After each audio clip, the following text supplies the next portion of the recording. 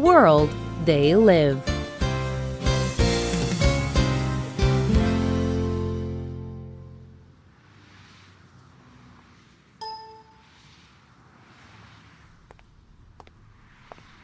Imagine this situation. You are walking down a city street.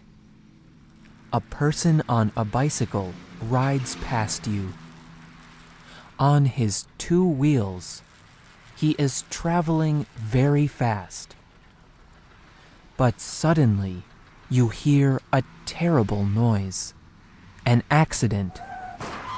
A car has hit the bicycle. Someone is crying with pain. You walk quickly to the accident. The bicycle rider is lying on the ground. His leg is badly injured. It is broken. What would you do?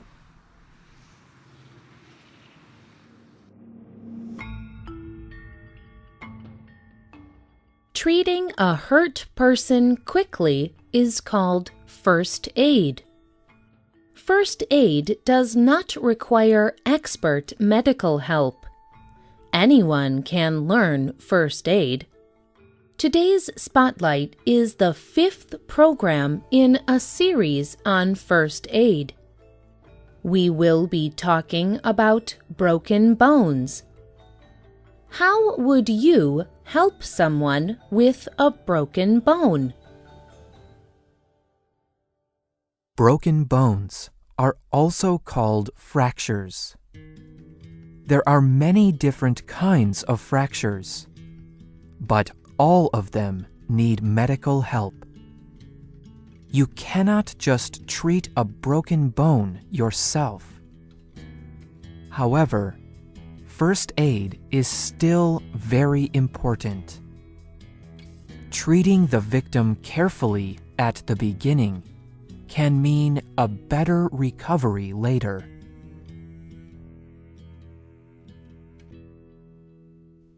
First, look at the break. What treatment does it need? A fracture is sometimes very clear.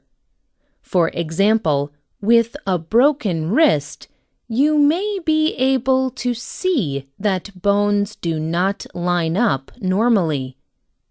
Sometimes the bone even breaks through the skin. Even when a break is not clear like this, it can be very serious. All fractures should be treated the same way. After you have looked, stop any bleeding. If there is a bleeding wound, cover it with a clean cloth or bandage.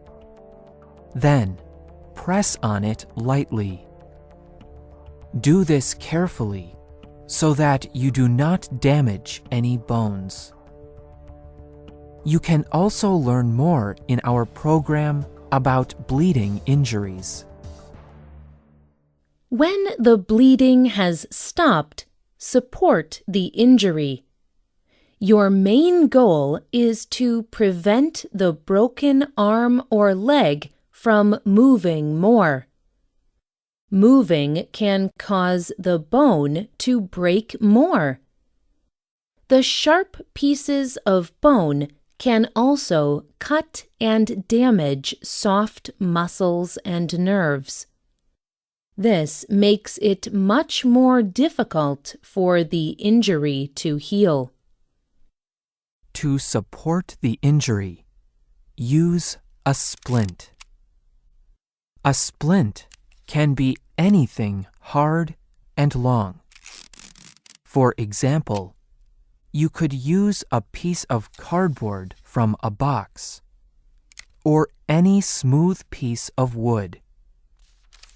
You can even use rolled newspapers or magazines.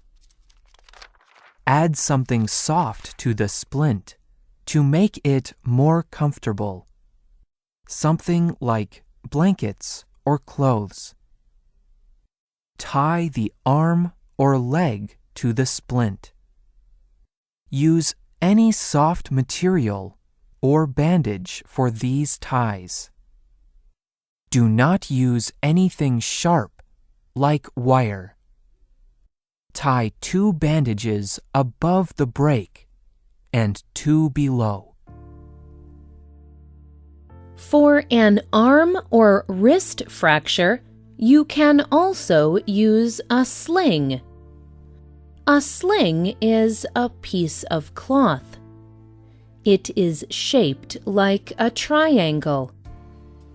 You can lie the arm down across the triangle so that the wrist is at one of the points. Then, tie the other 2 points behind the victim's neck.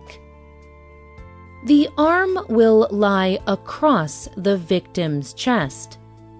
The cloth will hold it in place. The wrist should be held higher than the elbow. Use ice so that the injured area does not swell and get larger. Do not put ice directly onto the skin. Instead, place it in a clean cloth and put the cloth on the skin. This will also ease the victim's pain. Now you will be ready to bring the victim to a medical center. There, doctors or nurses can set the bone. They can get the bones back to their correct position. Do not try to straighten the break yourself. Pulling on the broken bone can cause more damage. If the break is very bad, the victim may even need an operation. Finally, there are a few things you should never do. Do not encourage the victim to move the injured area to find out if it is broken. This can cause more damage. Do not rub the area around the break. This could cause more damage to the bones. Do not move the person without the support of a splint. And do not give the victim anything to eat. If he does need an operation, this can cause problems.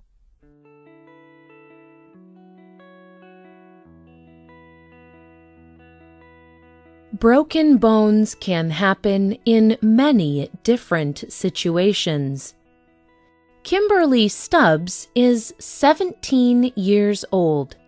She studies sports science, and she learned first aid at a young age. She also leads a sports group, teaching other young people. It was in this group that she used her first aid training. One day, one of her students had a very bad fall. Her student broke her arm. The bone damaged an artery, one of the main tubes that carry blood through the body. The student was bleeding a lot. It was a dangerous situation. Kimberly told her local newspaper about the accident. It was a bad fall. Blood was pouring out of her arm. It made me afraid. But my first thought was to put pressure on the wound to stop the bleeding.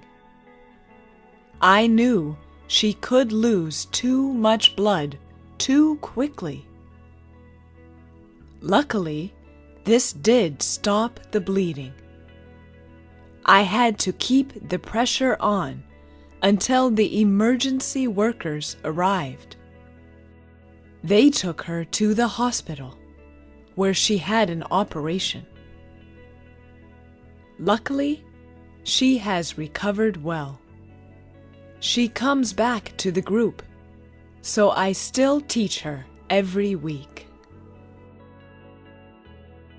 Without Kimberly's help, the student would have died. Kimberly stopped the bleeding, but she also did not do anything to make the injury worse. She did not move the student, and she did not try to treat the break herself. Kimberly's first aid training made all the difference. She said, "It makes me proud that I have used my first aid experience to help save a life."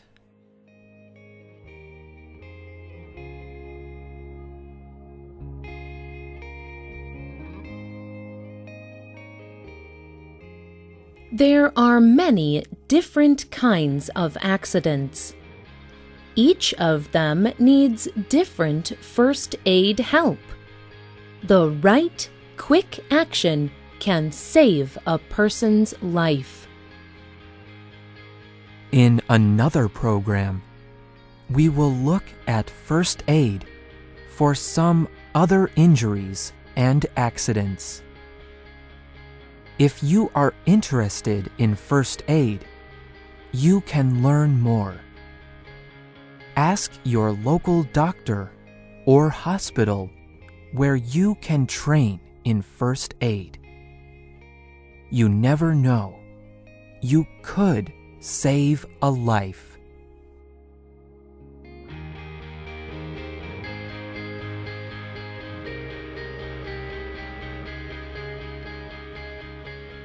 The writer of this program was Christy Van Aragon. The producer was Diana Anderson.